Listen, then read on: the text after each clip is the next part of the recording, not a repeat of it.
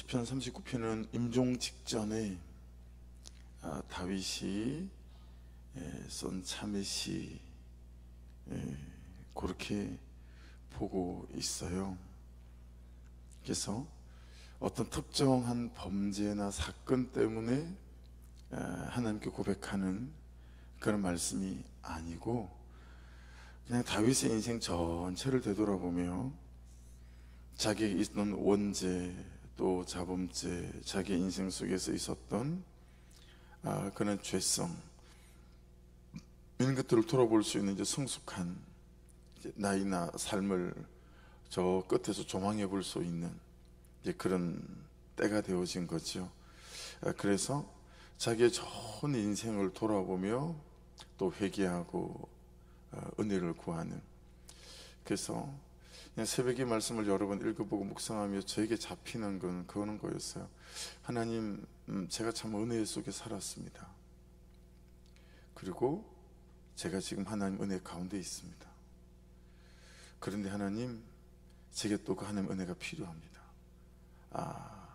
그 고백을 노래하고 또 그 말씀을 통해서 우리에게 깨닫게 하시는 바가 있다 라고 하는 거죠. 어떤 의미에서는 솔로몬의 전도서 같은 경우처럼 그냥 시편 39편은 다윗의 전도서일 수 있겠다라고 하는 거죠. 전도서 우리가 1장 2절에 시작되잖아요. 전도자가 이르되 헛되고 헛되며 헛되고 헛되니 모든 것이 헛되도다. 그렇게 고백하는 것처럼 다윗 또한 하나님 그분의 은혜 아니면 참 아무것도 아니고 아무것도 없다라는 고백이 오늘 말씀 안에 이렇게 녹아있지 않은가 라고 하는 것입니다. 그래서 이 다윗이라고 하는 참 걸출한 하나님의 사람, 근데 너무 우리 같은 엎어지고 자빠지고, 그래서 제가 다윗이 참 좋은 이유는 감히 이분의 발끝도 따라갈 수 없을 만한 그런 부족한 사람이지만, 그냥 이분의 삶 속에 그 뜨겁게 하나님을 사랑하는 간절한 갈망도 있는 반면, 또한 내 안에 있는 그 숱한 정욕과 또 죄성과 범죄함, 이런 것 안에서도 이 사람이 살았고, 그리고 거기서도 회개하고 돌이키고, 그냥 이런 그의 일상, 그의 삶에 묻어있는 그런 내용들이 그냥 너무 사람 냄새가 나는 거예요.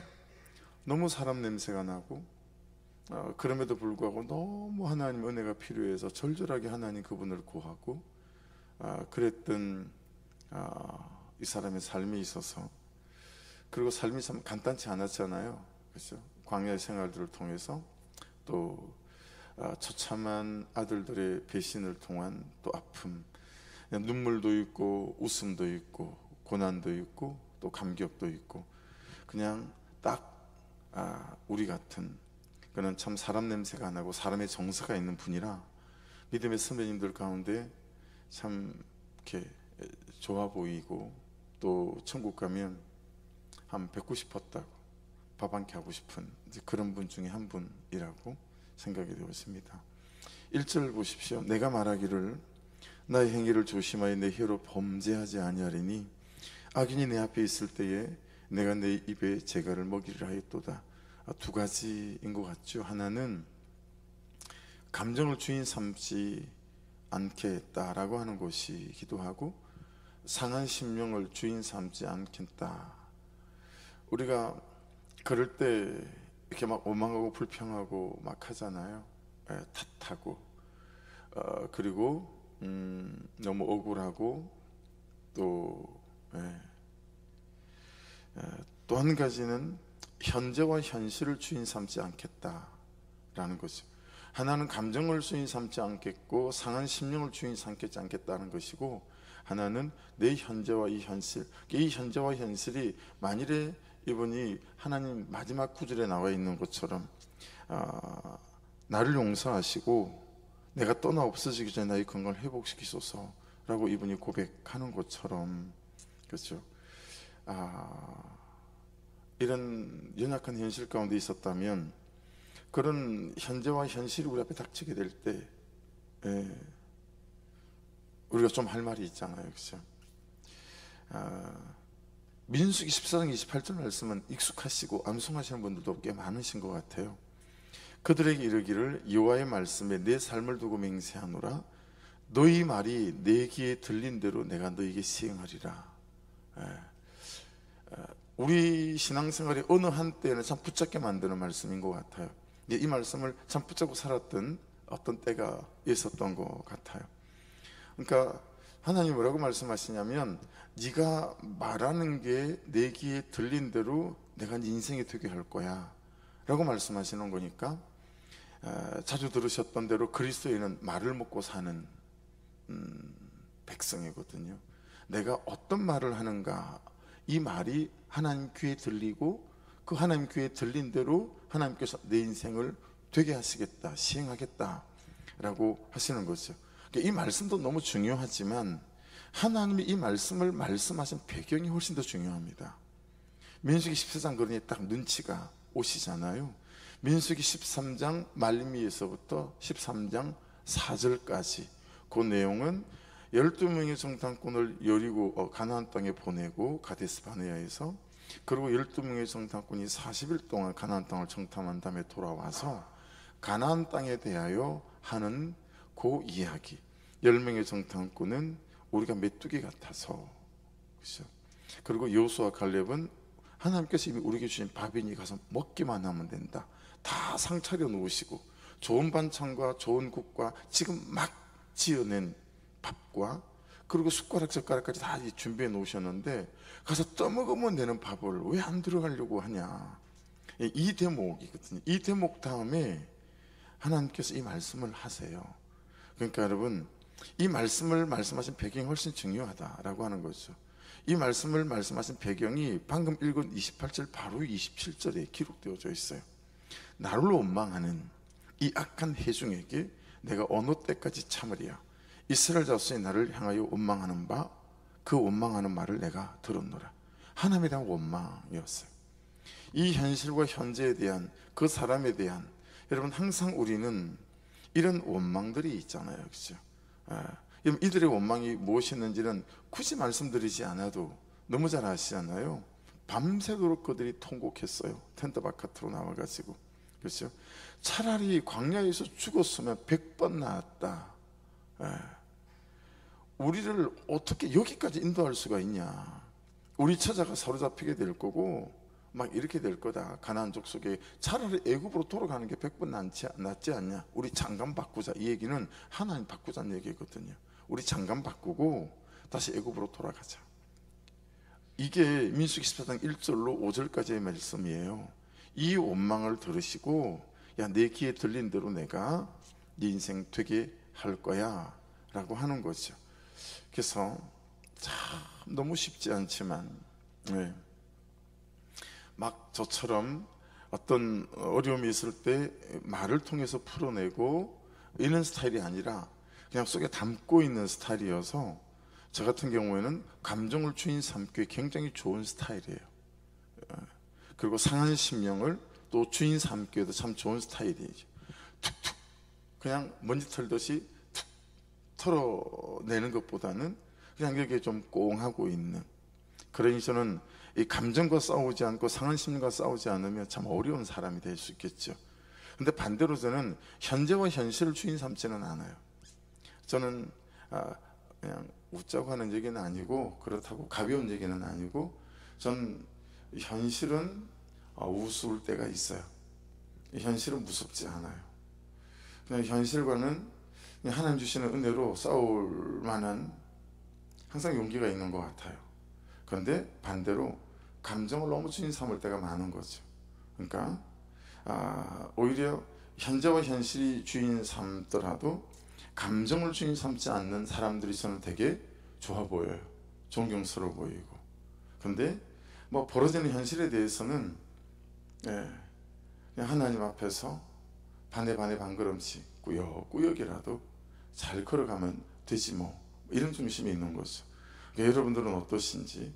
여러분 감정의 주인을 삼고 상한 심령을 주인 삼고 현재와 현실을 주인 삼아서 우리가 원망을 쏟아내거나 불평을 쏟아내는 그런 저와 여러분이 되지 않는 은혜가 있기를 주의 이름으로 축복합니다.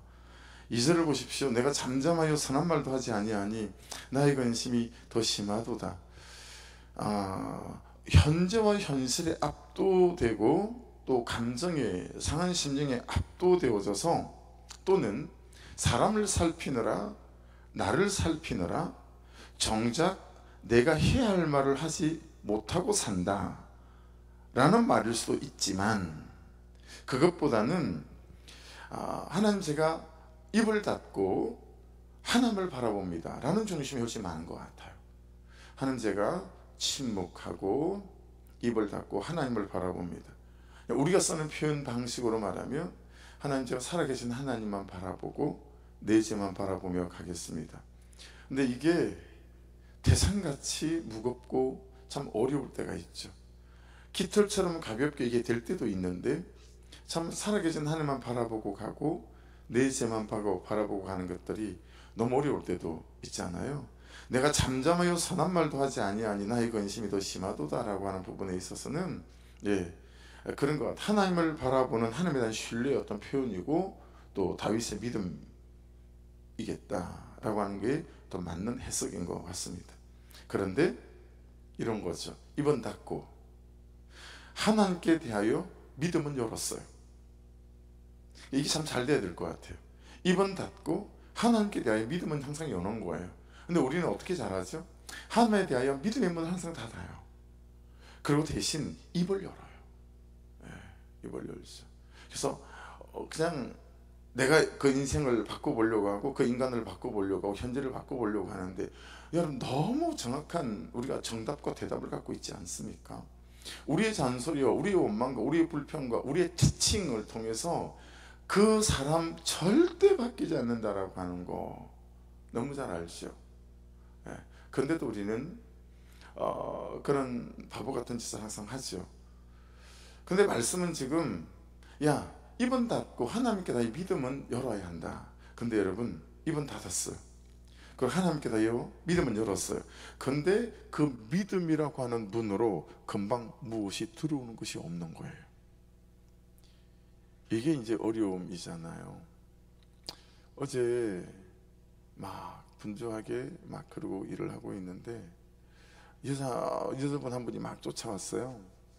그래서 목사님 이렇게 어제 25돈 트럭이 막 30대가 들어왔거든요. 그 제일 큰 트럭이 먼지가 엄청 이렇게 났었어요. 그러니까 그게 이 강아지 카페로 먼지가 다 가니까 목사님 너무 힘들어요. 물 좀 뿌려주시면 안 돼요? 그래서 뭐 급하게 45,000원 주고 호수를 사갖고 와가지고 호수를 막 연결해서 이제 물을 이렇게 뿌렸어요. 근데 그분이 제가 몇 번 인사를 했거든요. 근데 안 본 사이에 살이 너무 많이 빠진 거예요. 깜짝 놀라서 다른 사람인 줄 알았어요. 그래서 제가 그냥 다른 말로 물어보지 않고 건강 괜찮은 거죠? 그랬더니 자기도 너무 갑자기 살이 빠져가지고 좋겠죠. 그래서 병원에 가봤더니 건강한 이상이 없다고. 그래서 제가 좋겠네요 뭐 그랬어요. 근데 이제 그러는 거죠. 알고 봤더니 어머님이 목사님이시래요. 근데 이분은 교회를 다니고 있지 않는 거예요. 그래서 좀 울컥해졌어요. 왜냐하면 그분의 어머니의 마음이 너무 이렇게 읽히는 거예요. 본 적도 없는데 그분의 어머니의 마음이 너무 읽히는 거예요. 아무 한 말도 없는데 목사님 예배 시간이 언제예요? 그래서 이번 주부터 예배를 좀 와보려고요. 뭐 이렇게 말씀을 하시더라고요. 그런 말을 들으면 어머니가 엄청 기도하시나 보다. 또 이분에게 하나님의 때가 되어졌나 보다. 여러분 이분의 나이가 제가 아무리 봐도 제가 잘 그분을 봐도 30대 중반은 넘어서지 않았을까 싶은 생각하거든요. 그럼 어머니가 목사님인데 얼마나 많은 시간 동안 기도했을까? 그게 울컥해지는 거예요. 그래서 내 딸이 내 아들이 그 시간보다는 빨랐으면 좋겠다. 뭐 이런 거죠. 그러면서 여러분, 하나님께 대하여 믿음의 문을 열었는데 그 믿음의 문으로 뭐가 들어오지가 않는 거예요. 그 세월과 그 시간을 견디기가 저와 여러분이 참 어렵잖아요. 그러니까 이제 그때쯤 되면 우리 가운데 갈등이 시작되어지죠. 이게 맞나 싶은 거죠. 이래도 될까 싶은 거죠.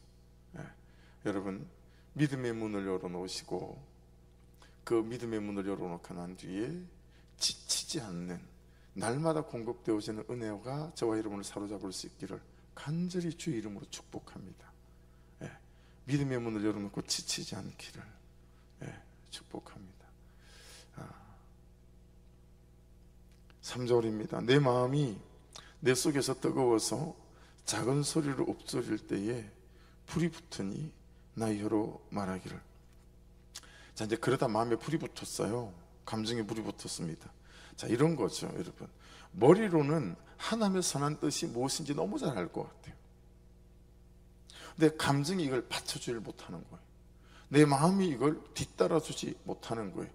그럴 때 느끼는 인간적인 갈등들이 적나라하게 잘 표현되어진 것 같다라고 하는 거죠. 작은 소리로 읊조릴 때 있죠.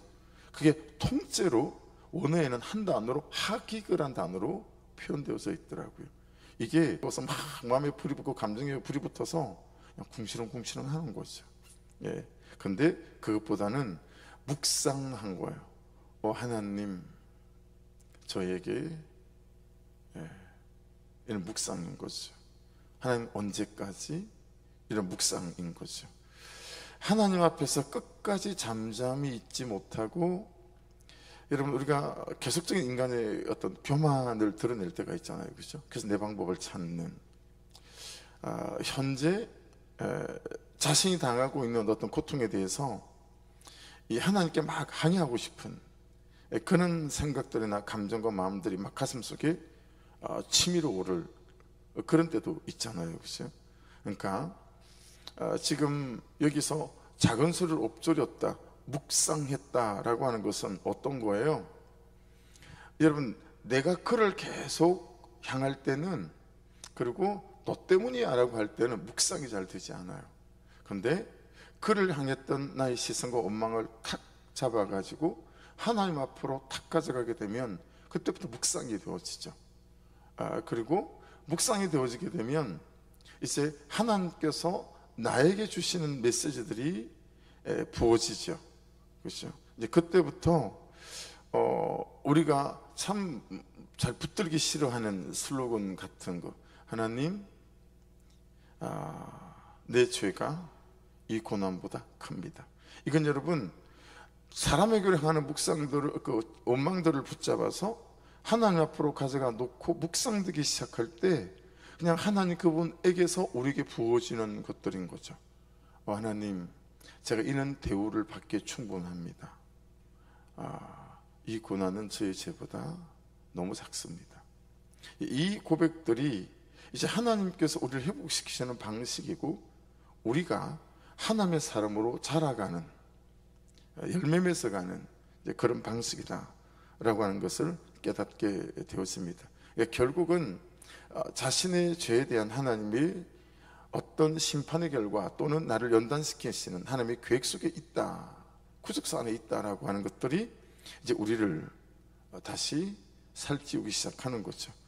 그래서 죄를 회개하기보다 자기보다 악한 대적들은 너무 잘 되고 있는 것 같을 때, 그에 비해서 나의 고통은 너무 크다 싶을 때 이제 이런저런 원망과 불평과 불만들이 우리 가슴 속에 뿌리를 내리게 되어지는 거죠. 4절, 5절, 6절을 보십시오. 여호와여, 나의 종말과 연한이 언제까지인지 알게 하사 내가 나의 연약함을 알게 하소서. 이거 쉽지 않죠. 여러분, 때에 잘 이겨야 될 것 같아요. 때, 안 되는 때, 힘든 때, 그렇죠? 믿음의 문을 열었는데, 믿음의 문으로 아무것도 들어오지 않는 그때, 그렇죠? 여호와여, 나의 종말과 연한이 언제까지인지 알게 하사 내가 나의 연약함을 알게 하소서. 주께서 나의 날을 향품 길이만큼 되게 하시면 나의 일생이 주 앞에는 없는 것 같사오니 사람은 그가 든든히 서 있는 때에도 진실로 모두가 허사뿐이니이다. 셀라. 진실로 각 사람은 그림자같이 다니고 헛된 일로 소란하며 재물을 쌓으나 누가 거두는지 알지 못하나이다. 우리 큐티 책에는 소제목이 뭐라고 달렸어요? 인생의 덧없음, 이렇게 소제목이 달려 있어요. 예, 그런 거죠. 5절을 보시면 여러분, 주께서 나의 날을 한뼘 길이만큼 되게 하시며 나의 일생이 주 앞에서는 없는 것 같사오니. 여러분, 한뼘 길이는 이거예요. 요걸 빼고요, 요 엄지손가락을 빼고 네 손가락을 모았을 때 길이를 말하는데, 이게 일반적으로 7.4cm라고 봐요. 그러니까 지금 말씀은 뭐라고 말하냐면, 야, 너의 인생은 겨우 7.4cm야. 제 큐티 제목이에요. 여러분, 우리의 인생이 7.4cm라는 거예요. 그만큼 짧다라는 거예요.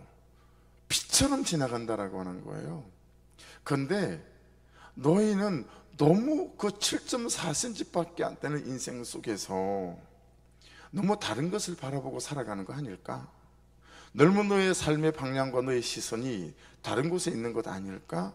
7.4cm를 지나고 난 다음엔 영원히 사는 인생과 삶이 있는데, 왜 그 삶에 대하여 너의 삶의 방향과 목적을 바꾸지 않고 이 7.4cm가 전부인 것처럼 계속 살아가는지 모르겠다. 하나님, 저는 때때로, 다윗의 고백인 거예요, 전 때때로 7.4cm밖에 안 되는 이 인생이 전부인 것처럼 여기서 울고 웃고 떠들고 원망하고 불평하느라 내 인생을 값지게 살지 못했습니다 라는 고백을 하고 있는 거예요. 이 인생의 유한함, 이 우리 존재의 한계, 그러니 하나님, 내가 좀 더 값지게 살았었어야 하는데 라는 고백이 이 속에 묻어 있는 거예요. 그래서 여러분, 거기에 보시면 5절 마지막 부분에 진실로 모두가 허사뿐이니이다. 이 헤벨이에요. 신기루. 잡으려고 하면 안 잡히고, 잡으려고 하면 안 잡히고, 그렇잖아요. 야, 이건가 보다, 이게 나에게 행복을 줄 건가 보다. 근데 그게 아니죠. 우리의 결혼은 대부분 그랬죠. 그렇죠? 근데 결혼은 행복의 목적이 아니고 거룩의 목적이다라고 하는 것을 우리가 구스의 복음 안에서 깨닫게 되어지는 거죠. 왜냐하면 그 거룩함의 인생 속에 진짜 하나님 주시는 참 행복이 주어지더라 라는 것들을 깨닫기 시작했으니까요. 그러니까 여러분, 신기루를 잡는 것처럼 우리가 살아간다라고 하는 거죠. 거기 또 보시면 허상이라는 단어도 나오죠. 그렇죠? 허상.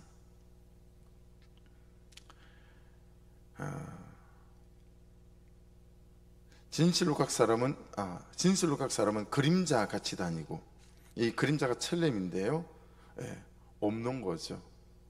허상. 헛된 일로 소란하며 재물을 쌓으나 누가 거두는지 알지 못하나이다. 이게 여러분, 다윗의 그의 노년의 자기 인생을 돌아보는 고백이에요. 솔로몬을 통해서 배우고, 여러분, 다윗을 통해서 우리가 이 다음에 80, 90이 되어져서 이거였구나 라고 하기보다, 참 하나님의 은혜로 말미암아 지금 이때쯤에 우리가 이 허상과 허사, 이 신기루가 깨달아져서 이 7.4cm밖에 되지 않는 인생이 깨달아져서, 야, 내가 정말 무엇을 위해서 살아야 하는 거지? 라는 것을 깨달아져서 남아있는 삶이, 그죠? 7절 보십시오. 주여, 이제 내가 무엇을 바라리? 나의 소망은 주께 있나이다. 이게 다윗의 고백이에요. 하나님, 살아보니까요, 내가 무엇을 바라겠습니까? 정말 내 소망은 주님밖에 없습니다. 그게 맞습니다. 나를 모든 죄에서 건지시며 우미한 자에게 욕을 당하지 아니하게 하소서. 여러분, 이건 자기 자신에 대한 표현이라고 저는 봐요. 저희 해석은 그래요. 이게 우미한 자는 자기 자신이에요. 자기 자신 안에 있는 우미한 자에게 더 이상 자기 인생에 욕을 당하지 않았으면 좋겠어요. 여러분, 잘 생각해 보세요. 가장 나를 공고하게 만들고 힘들게 하는 것은 남편, 아내, 자식, 부모, 친구 아니에요. 가장 나를 욕을 당하게 만드는 것은 내 안에 있는 정욕이고, 내 안에 있는 죄며, 내 안에 있는 불순종이며, 내 안에 있는 원망이며, 내 안에 있는 불평이에요. 내 안에 있는 판단이고, 내 안에 있는 비판이고, 내 안에 있는 정죄죠. 내 안에 있는 비교예요. 그렇지 않나요? 가장 우매한 자는 내 안에 살고 있어요. 내 안에 살고 있는 내가 항상 나를 욕당하게 만든다라고 하는 거죠. 9절 내가 잠잠하고 입을 열지 아니하면 주께서 이를 행하신 까닭이니이다. 통찰이죠. 하나님, 내가 잠잠하고 입을 열지 아니하면 이게 주님 안에 있는 일이었구나. 주께서 이를 행하신 까닭이니이다. 그렇죠? 그런 의미도 되는, 1차적으로는, 문자적으로는 쭉 읽어 내려올 때 다윗의 고백은 그것이라고 봐요. 근데 기독론으로 접근해야 된다 그랬죠. 시편은 기독론에서 볼 때는 이 시편의 모든 말씀에는 예수 그리스도의 행적이 숨어 있다라고 하는 측면에서 보게 되면, 여러분, 예수께서는 입을 열지 아니하시고 어떻게 하셨어요? 십자가에 달리셨어요. 그리고 십자가에서 죽으셨어요. 그렇죠? 네. 한편으로는 주께서 행하신 일들이기에 제가 입을 닫고 주의 뜻과 섭리 안에 내가 서겠습니다 라는 표현도 되지만, 또 다른 표현으로 말하면 우리 주님께서 입을 열지 아니하시고 그냥 나의 죄를 가지시고 그분께서 메어 달리신 것처럼, 하나님, 내 인생이 그랬었어야 하는데, 그랬으면 좋겠는데, 앞으로라도 그렇게 살고 싶은데, 참 우리가 여러분 십자가 지는 삶, 십자가에 매달리는 삶, 십자가에 죽는 삶이 잘 되어지지 않는다라고 하는 거죠. 10절 보십시오. 주의 징벌을 나에게 옮기소서, 주의 손이 치심으로 내가 세망하였나이다. 전 이런 장면들이 다윗에게 너무 좋아요. 참 우리가 잘 되어지지 않는 하나님 마음에 합했던 다윗으로서의 참 영적인 그런 사람이지만, 한편으로는 처절하게 인간적인 사람이라는 사실 앞에 그냥 다윗이 좋은 거죠. 주의 징벌을 나에게 옮겨달라고. 만약에 그가 지금 질병 가운데 있었다면, 그죠? 하나님, 이 병을 낫게 해주십시오. 그리고 주의 손이 치심으로 내가 세망하였나이다. 이 은혜가 필요합니다. 그리고 하나님 제게 은혜를 허락해 주십시오 라는 고백일 수 있겠죠. 11절 12절입니다. 주께서 죄악을 책망하사 사람을 징계하실 때에 그 영화를 좀먹음같이 소멸하게 하시니 참으로 인생이란 모두 헛될 뿐이니이다. 셀라. 그래서 참 사소해 보이는 것이 사소한 게 아니었구나, 이게 너무 소중하고 중요했구나, 이런 거죠. 지난 주일날 큰딸이 서울에서 내려와서 아내랑 이제 아이들이랑 같이 밥을 먹고 교회로 올라와서 교회 바깥에 정원에서 테이블에 앉아서 팥빙수 하나를 나눠 먹는데, 소소한 거잖아요. 근데 그 소소한 게 너무 감사한 거예요. 왜냐하면 여러분, 우리가 죄 가운데 있게 되면 그 소소한 것들을 죄 때문에 너무 잘 빼앗기잖아요. 내 안에 있는 우미한 나 때문에 그 소소한 것들이 얼마나 감사하고 감격이 있는 것들인지 그냥 잊고 지나가기가 참 쉽지 않아요. 그렇죠? 그러니까 지금 그 영화를 좀먹음까지 소멸하게 하시니 그냥 어느 날 하루아침에 그냥 먼지처럼 훅 날아갈 수 있다라고 하는 거죠. 그만큼 우리 인생은 헛되다, 그만큼 값지게 살아야 되겠다라고 하는 어떤 반어적인 부분이 있는 거죠. 12절 여호와의 나의 기도를 들으시면 나의 부르짖음에 귀를 기울이셔서 내가 눈물 흘릴 때 잠잠하지 마옵소서. 밑줄 한번 그어보시겠어요? 나는 주와 함께 있는 나그네이며 나의 모든 종사들처럼 떠도나이다. 먼저는 여러분 나그네를 주목해 보십시오. 나그네, 이 나그네가 원어로 게르예요. 근데 게르가 아는 단어가 있지 않으세요? 여러분, 몽골 유목민들이 살고 있는 집이 이름이 뭐죠? 그 천막이 게르예요. 한번 치고 나면 어때요? 조금만 지나면 다시 옮겨야 돼요. 그렇죠? 또 조금만 지나면 옮겨야 돼요. 참 나그네란 말과 그 몽골 유족민들의 텐트, 그것과 어울리지요. 우리가 나그네라는 거예요. 여기에 잠시 머물러 있는 거라고 하는 거죠. 그것이 여러분 다윗의 인생 전체를 살아본 자기 인생에 대한 정의예요. 야, 이 존재라는 게, 인생이라는 게 그냥 유목민들이 게르에 사는 것처럼 잠시 있다가 가는 거구나.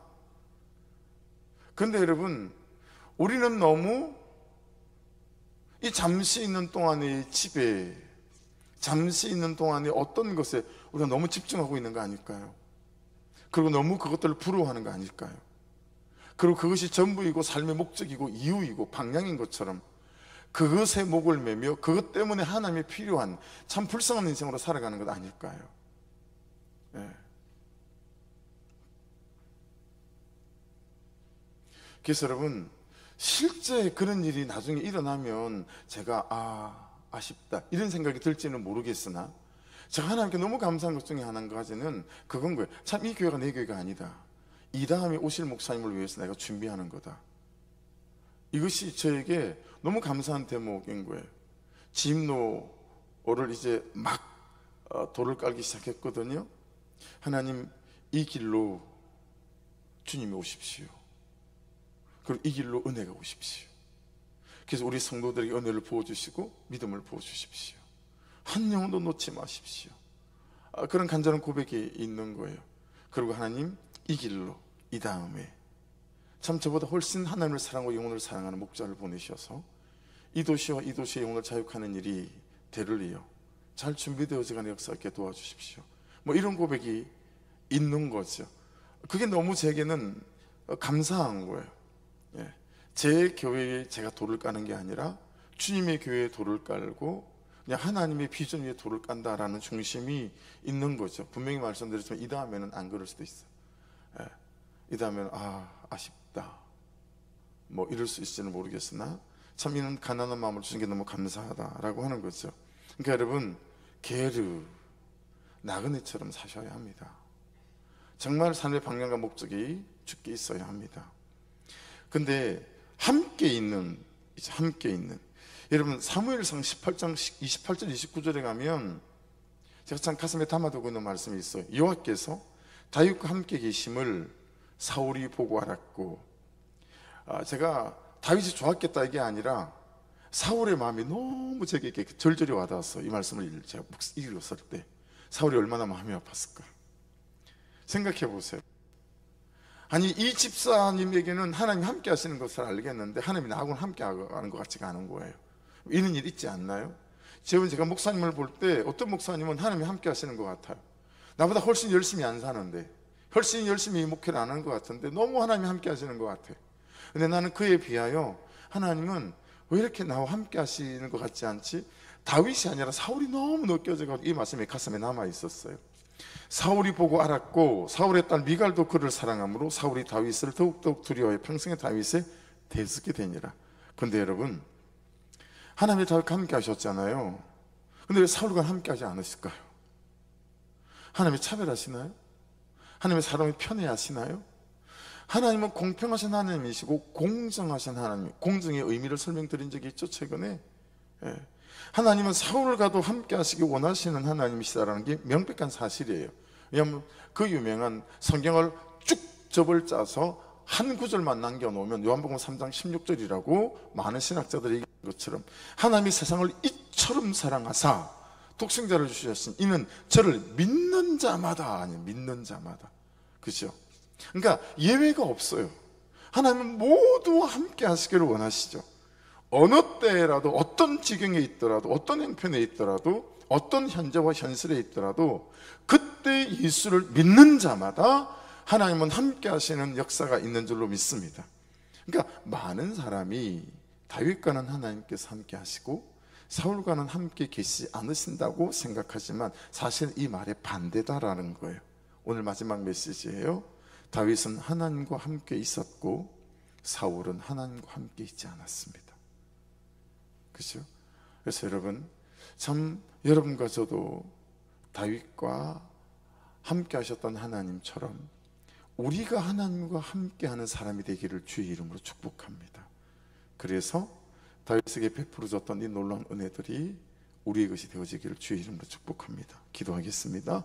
말씀 붙잡고, 하나님, 7.4cm밖에 되지 않는 이 게으르 나그네인 이 땅의 삶에 아버지, 우리는 목숨을 걸고 살아갑니다.